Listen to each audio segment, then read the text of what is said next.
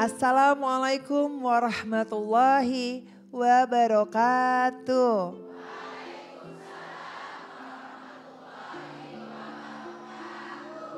Selamat datang dalam program Kajian Hati bersama Ustadz Hilman Fauzi dan saya Fairuz Arafik yang akan menemani para jamaah yang ada di sini dan pemirsa yang ada di rumah dengan tema kali ini, ada bahagia yang tertunda di balik hati yang berduka.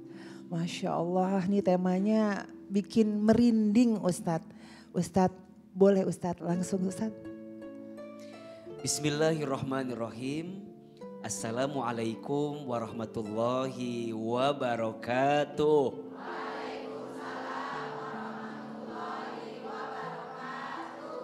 Alhamdulillahirabbil alamin. Allahumma sholli ala sayyidina Muhammadin sallallahu alaihi wasallam wa ala alihi wa sahbihi ajma'in. Amma ba'du. Bunda, di balik hati yang berduka pasti ada bahagia yang tertunda. Kadang kita sering melihat luka itu jadi beban buat hidup kita. Padahal biasanya saat luka itu hadir, justru kita semakin mengalir dengan segala kebaikan yang Allah berikan. Jangan pernah membenci setiap luka yang ada. Karena biasanya di balik luka ada hati yang terbuka. Allah Subhanahu wa ta'ala pasti akan menguji kita dengan setiap ujian yang beraneka dalam hidup kita. Betul? Di dalam Al-Quran di surat Al-Baqarah ayat 155 Allah Subhanahu wa ta'ala berfirman, A'udzubillahi minasyaitonirrajim, walanabluwannakum bisyai'im minal khawfi wal ju'i wa naqsim minal amwali wal anfusi wath thamarat wa basyiris sabirin. Dan pasti kata Allah, kami akan menimpakan kepada kamu sekalian ujian. Dari sedikit ketakutan, kelaparan, kekurangan harta, kegoncangan jiwa, dan buah-buahan. Maksudnya apa? Harapan yang tidak kunjung menjadi kenyataan. Kalau ada di antara bunda sayang yang sedang diuji dengan ujian itu, sampaikan kepada mereka, wabasyiris sabirin. Mereka sedang diberikan apa? Kabar gembira oleh Allah. Siapa yang mendapatkan kabar gembira itu? Orang yang sabar. Siapa orang yang sabar itu? Alladzina idza asabatuhum musibah qalu inna lillahi wa inna ilaihi raji'un. Orang yang dikasih musibah adalah orang yang mengatakan semua milik Allah. Dan semua akan kembali kepada Allah. Jadi kalau bunda dikasih musibah, dengan musibah itu makin dekat dengan Allah, baik atau tidak? Kalau bunda dikasih ujian, dengan ujian itu membuat bunda makin dekat dengan Allah, baik atau tidak? Percayalah, bunda sedang dicintai oleh Allah. Jika dengan ujian itu menjadikan bunda makin dekat dengan Allah. Sampai pada akhirnya, perhatikan. Kalau dia makin dekat dengan Allah, ketika dia diuji, sampaikan kepada mereka. Ulaika alaihim sholawatu mir rabbihim wa rahmah. Wa ulaika humul muhtadun. Orang itu sedang dirahmati oleh Allah. Sedang disayangi oleh Allah. Dan orang itu sedang diberikan petunjuk oleh Allah.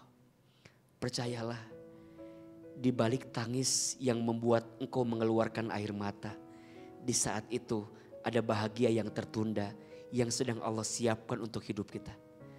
Seseorang tidak mungkin dibesarkan sebelum dia diberatkan. Betul? Seseorang tidak mungkin diangkat derajatnya sebelum dia pernah mengalami luka dan sakit dalam hatinya. Seseorang tidak akan mungkin diberikan hadiah sebelum dia berkorban dalam hidupnya. Seseorang tidak mungkin naik kelas sebelum dia ikut ujian untuk melewati fase-fase dalam hidupnya. Iya apa iya? Maka bunda sayang, apapun ujiannya tetap sebagai bentuk sayangnya Allah. Rumah tanggamu diuji, keluargamu diuji, badanmu diuji, hidupmu diuji. Apapun ujiannya, tetaplah sebagai bentuk sayangnya Allah kepada kita. Karena Allah sedang menyiapkan bahagia untuk kita. Kalau bukan di dunia, insya Allah di surga Allah akan gantikan semua luka yang pernah kita rasa. Insya Allah. Masya Allah, tabarakallah. Terima kasih Ustadz. Orang-orang yang mendapatkan kabar gembira adalah orang-orang yang sabar. Dan orang-orang yang mendapatkan ujian adalah orang-orang yang dicintai Allah. Masya Allah banget Ustadz. Terima kasih Ustadz. Bunda. Ada yang mau nanya nih, ada bintang tamu kita, Kak Cinta Penelope, apa kabar Kak? Alhamdulillah, Assalamualaikum Kak Fairuz, apa kabar? Waalaikumsalam, baik Kak. Assalamualaikum Pak Ustadz. Waalaikumsalam warahmatullahi wabarakatuh. Saya Cinta Penelope, saya mau nanya tentang kesabaran sebenarnya Pak Ustadz. Karena saya Alhamdulillah disayang Allah di tahun 2017 akhir dan saya milih untuk menutup aurat. Saya nggak berani bilang berhijrah jauh pikiran saya dari situ, cuman saya menutup aurat dan meninggalkan. Saya DJ dulu, saya penyanyi dangdut dan juga buat saya alhamdulillah saya melewati itu jadi pengalaman buat diri saya. Dan tiba-tiba Allah panggil saya dan Allah sayang sama saya pas malam tahun baru, di saat tahu sendiri musisi di malam tahun baru pasti di atas ratusan juta. Dan saya nggak mau naik panggung saat itu. Saya ngerasa malu dengan diri saya ngerasa takut mati di atas panggung. Saya batalin semua dan saya dituntut tinggi waktu itu. Dan saya benar-benar habis-habisnya untuk mengganti rugi. Dan saya mulai hidup saya dari nol. Yang sampai sekarang alhamdulillah bisa jadi kembali lagi. Jauh lebih banyak yang saya dapatkan sekarang dibandingkan yang saya perjuangkan dari dulu gitu, alhamdulillah. Tapi naik turunnya iman Pak Ustadz, karena saya orang yang termasuk yang temperamen dulu Pak Ustadz. Suka berantem, gak bisa tersinggung dikit gitu. Nah saya pernah melarikan diri ke Turki pasca saya mencoba menutup aurat. Karena saya gak kuat dengan netizen yang selalu melihat sisi buruk dari kita, dan saya sempat menutup Instagram saya. Dan mungkin banyak teman-teman kita yang berhijrah juga yang akhirnya patah buka lagi gitu loh. Karena orang-orang kita sendirilah yang menghujam mereka, hati mereka yang bikin mereka goyah sebenarnya. Dan saya akhirnya lari ke Turki selama 6 tahun. Saya menutup diri dari semuanya. Dan saya kembali lagi dihantam lagi dengan ujian, tapi alhamdulillah saya udah bisa menguasai amarah saya, emosi saya. Baik Kak Cinta, mungkin biar jadi pelajaran untuk kita semua. Jadi Kak Cinta teh sudah berapa kali menikah kalau boleh tahu izin? Kalau di berita berapa banyak ibu-ibu? Berapa banyak di berita, ada yang bilang 7 ya, ada yang bilang 8. Zaman dulu kan kita ikut manajemen Pak Ustadz. Dibayar 500 juta syuting sebulan, bilang setting kawinan gitu. Jadi kebanyakan itu ibu-ibu, yang benernya bener ibu tadi 3. Yang pertama di KDRT, yang kedua di KDRT, yang ketiga di KDRT juga. Ya Allah. Alhamdulillah kalau yang dari saya 1, tapi saya punya 21 anak. 21? Ya. Yang sekarang yang paling besar sudah baru lulus dari Kairo, baru pulang LCMA alhamdulillah. Masya Allah. Itu semua izin? Anak kandung Bukan. atau anak angkat? Anak angkat. Anak asuh juga? Ya, ibu-ibu tahu ya. Masya Allah. Ya alhamdulillah ada 21 orang totalnya. Jadi ada yang sudah menikah, umurnya cuma beda dikit sama saya. Ya, tapi maunya manggilnya saya ibu jadi. Oh ya, Masya Allah ya. Masya Allah. Baik, Kak Cinta, Ahilman kan sangat meyakini ya bahwa Kak Cinta gak mungkin sekuat ini kecuali sebelum ini pernah ada fase-fase yang berat dalam hidup Kak Cinta. Kalau boleh sedikit dibagikan kepada kami, Apa sesuatu yang paling berat yang pernah Kak Cinta rasakan, yang membentuk Kak Cinta sekuat dan sehebat ini? Meninggalnya papa. Aku harus jadi tulang punggung untuk keluarga, adik-adikku. Apapun aku jalanin, termasuk aku harus tato diri aku. Aku bisa nangis kalau untuk keluarga. Aku jadi model tato, aku takut jarum, pada badan aku udah penuh sama tato karena aku butuh untuk menghidupi adik-adik aku dan semuanya. Mama aku diabetes, yang obatnya gak pernah bisa putus. Tapi karena doa mama juga akhirnya aku bisa sampai sejauh ini. Dan pada saat adik-adikku lagi kuliah, empat-empatnya aku kena kanker.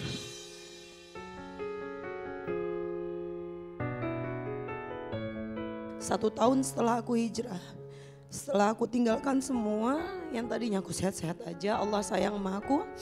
Karena Allah lebih tahu dan diri aku lebih tahu dosa aku pasti banyak. Allah kasih aku penyakit untuk meringankan dosa aku. Suatu saat aku dipanggil, nanti aku ikhlas. Jujur, entah gak kuat. Gak kuat.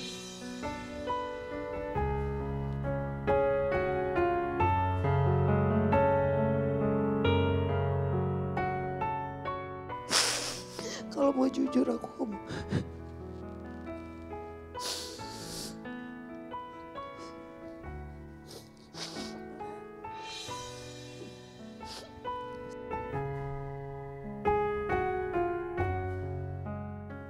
Aku sering ke makam papa, cuman ngomong, aku udah gak kuat.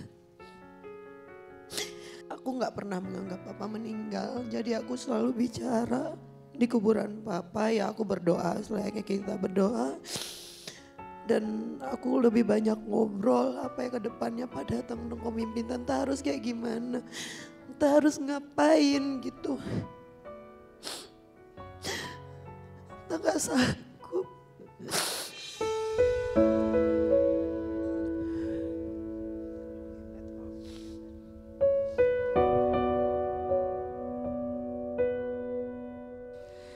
Bunda sayang, pemirsa Trans TV dan Kak Cinta Penelope, terima kasih sudah membagikan kisah yang sangat luar biasa dalam hidup. Pertama, kita tidak pernah tahu apa yang terjadi pada diri seseorang. Maka belajar menjaga hati, belajar menjaga lisan kita agar tidak mudah menjudge tentang seperti apa keadaan orang lain. Kita melihat Kak Cinta dengan segala penampilannya, dengan segala apa yang beliau lakukan. Ternyata di balik itu beliau berjuang menghidupi keluarga besarnya. Beliau berjuang untuk bisa bertahan. Bahkan ada beribu kebaikan. Ada banyak orang yang bersandar kepada beliau. Ada banyak orang yang harus menjadi tanggung jawab beliau. Ternyata orang yang mungkin kita anggap mohon maaf dengan segala kekurangannya, tapi boleh jadi di hadapan Allah dia mulia dengan segala kebaikannya.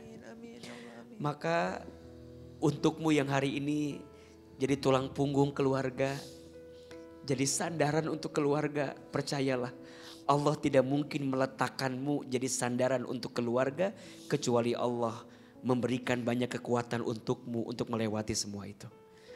Yang kedua, setiap orang pernah mengalami titik terendah dalam hidupnya, tapi percayalah titik terendah itu adalah titik terindah. Saat kita sedang berada di titik terendah, kita terjatuh, kemudian kita bisa lebih lama bersujud, betul? Bukankah saat sujud adalah waktu yang lebih dekat kita dengan Allah Subhanahu wa taala? Maka Bunda sayang, walaupun impianmu belum terwujud, teruslah bersujud. Bahkan ketika nanti semua yang kamu inginkan pun terwujud, tetap bersujud. Karena banyak orang ketika dia meminta dikasih sama Allah, tapi dia lupa sama Allah. Ada atau tidak? Ada. Maka hikmahnya Kadang Allah membiarkanmu untuk terus tenggelam dalam titik terendah. Karena Allah ingin memberikan titik terindah kepadamu agar engkau semakin dekat dengan Allah Subhanahu wa ta'ala. Mudah-mudahan Kak Cinta untuk semua cerita yang pernah terjadi, semoga menguatkan, semoga meneguhkan. Hidup harus terus berjalan. Allah tidak mungkin menitipkan semua cerita sama Kak Cinta yang kemarin, kecuali Allah sedang menyiapkan banyak kebaikan untuk kita di waktu yang akan datang. Yang di kiri kanannya Kak Cinta boleh dipeluk, boleh dikuatkan. Semoga Allah menguatkan kita semua. Amin ya rabbal alamin. Penyesalan yang paling nyesel tuh aku adalah pada saat aku nge-DJ. Ada salah satu fans aku yang bener-bener ngefans dari zaman aku sinetron sampai nyanyi sampai bikin tato kayak aku. Dan aku nge-DJ di mana diikutin dan dia meninggal ketabrak. Gara-gara aku pulang nge-DJ keluar ternyata dia di dalam.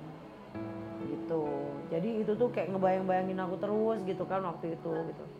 Menghantuin aku terus yang kayak coba kalau misalnya gue nggak main dia nggak harus ngikutin gue, mana dia anak tunggal, keluarganya pas-pasan, aku samperin keluarganya. Pas aku mau pakai jilbab tuh, aku telepon mama, mantap mau pengen pakai jilbab, mama nangis gitu. Terus aku bilang boleh nggak ma? Ya mama senang, mama nangis.